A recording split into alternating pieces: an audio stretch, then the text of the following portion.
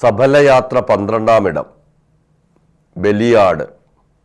Calvary മലമുകളിൽ കന്മഷമറ്റ മേഷമായി യേശുനാഥൻ ബലിയർപ്പണത്തിന് ഒരുങ്ങുന്നു. തന്നെ കുരിശോട് ചേർത്ത് തറയ്ക്കപ്പെട്ട അവൻ കുരിശിൽ ഉയർത്തപ്പെടുന്നു. ചുറ്റുപാട് നിൽക്കുന്നവർ ചിലർ കരയുന്നു, ചിലർ നിസ്സംഗരായി നിൽക്കുന്നു, ചിലർ അവനെ പരിഹസിക്കുകയും കുറ്റപ്പെടുത്തുകയും ചെയ്യുന്നു. കൂടെ കിടന്ന കള്ളന്മാർ വരെ രണ്ട് രീതിയിൽ അവനോട് പെരുമാറുന്നു.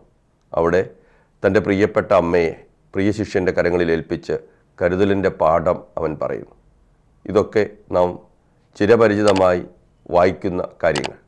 പക്ഷേ ഇസ്രായേൽ ജനം ഈജിപ്തിൻ്റെ അടിമത്തത്തിൽ നിന്ന് വിമോചിക്കപ്പെട്ട് മരുഭൂമിയിലൂടെയുള്ള യാത്രയ്ക്കിടയിൽ അവരുടെ അനുസരണക്കേടും പാപം നിമിത്തം അവരുടെ പാളയങ്ങളിലേക്ക് ആഗ്നേയാസ്ത്രങ്ങളെ അയച്ച ദൈവം ആ ദംശനമേറ്റ് മരിച്ചവർക്ക് പ്രതിവിധിയായി മോശയോട് പറയുന്നത്, ഒരു പിത്തള സർപ്പത്തെ ഉണ്ടാക്കി ഉയർത്തി വെക്കുക, അതിനെ നോക്കുന്നവർ രക്ഷ പ്രാപിക്കും.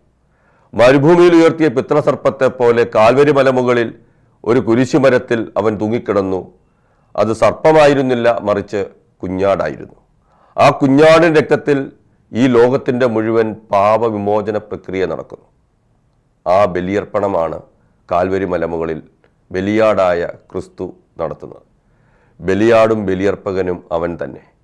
മനുഷ്യകുലത്തിൻ്റെ മുഴുവൻ പാപത്തിൻ്റെ ദംശനം, സർപ്പദംശനം, അതിന് തന്നെ കുഞ്ഞാടായി വിട്ടുകൊടുത്ത ദൈവത്തിൻ്റെ ബലിയർപ്പണ വേദിയാണ് കാൽവരി മലമുകളും ഈ കുരിശുമരവും.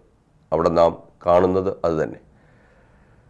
ആദിമ മാതാപിതാക്കന്മാർ ഏദൻ തോട്ടത്തിൽ വെച്ച് പഴം ഭക്ഷിച്ച്, മരത്തിൽ നിന്ന് പഴം ഭക്ഷിച്ച് ദൈവത്തിൻ്റെ കൽപ്പന ലംഘിച്ചുവെങ്കിൽ ദൈവത്തിനോട് കുരിശുമരണത്തോളം വിനീതനായി അനുസരണയുള്ളവനായി അവൻ ബലിയാടായി മാറുന്നു.